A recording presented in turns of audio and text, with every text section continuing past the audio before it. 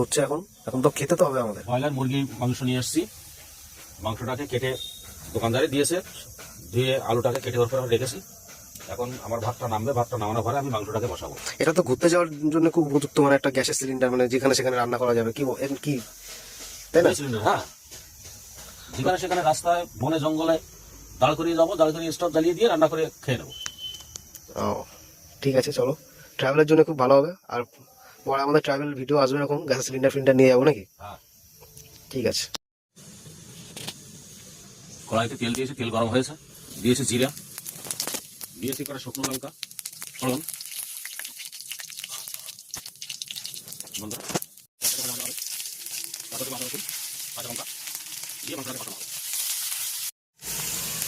1 চামচ পরিমাণ মতো একটু নুন দিয়েছি, হলুদ দেবো,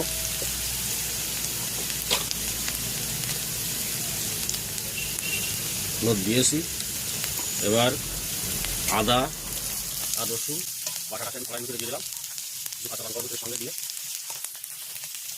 এটা এরকম ভাজা ভাজা হবে। ভাজা ভাজা হবে, আমি মাংসটাকে ভিতরে দিয়ে দিই, মাংসটাকে কষানো হবে, তাহলে গোলমরিচ যাবে, জিরার গুঁড়ো যাবে।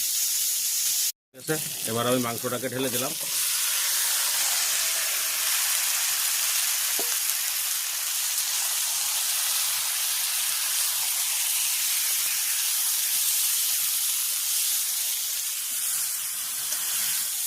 আমি এখন মেদিনীপুরে ব্যবসায়তে আছি, দেখতেই পাচ্ছেন আমার ছোটো সিলিন্ডার, ছোটো কড়াইতে আমার রান্না, আমার একার মতো রান্না, কিন্তু আমার ছেলে আমার সঙ্গে আসছে ঘুরতে।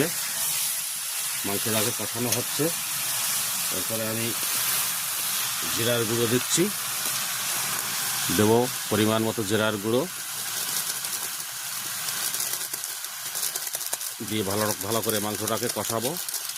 জিরার গুঁড়ো দেওয়া হয়ে গেল, এবার দেবো পরিমাণ মতো গোলমরিচের গুঁড়া, দিচ্ছি। এভাবে আপনারা দেবেন, এইভাবে দিয়ে আপনারা রান্না করে খাবেন, খুব টেস্ট এবং সুস্বাদু হবে। মাংসটাকে ভালো করে সুন্দর করে লাল লাল করে কষিয়ে নেবেন, কষানোর পরে জলটা দেবেন। মাংসটা কষা কষা হয়ে আসছে, আর একটু কষবো, কষার পরে আমি ভিতরে জলটা দেবো। দারুণ লাগবে এভাবে রান্না করে খেয়ে দেখুন, দারুণ স্বাদ হবে। এটা তো আমার বাড়ি নয়, এটা আমার বাইরে পশ্চিম মেদিনীপুরে আমি কাজে কর্মস্থানে আছি, কর্মস্থানে এখন এটা আমি বানাচ্ছি মাংসটাকে। মাংসটাকে রান্না হয়ে গেছে, এখন আমরা মাংসটাকে খাচ্ছি, আপনারা দেখুন।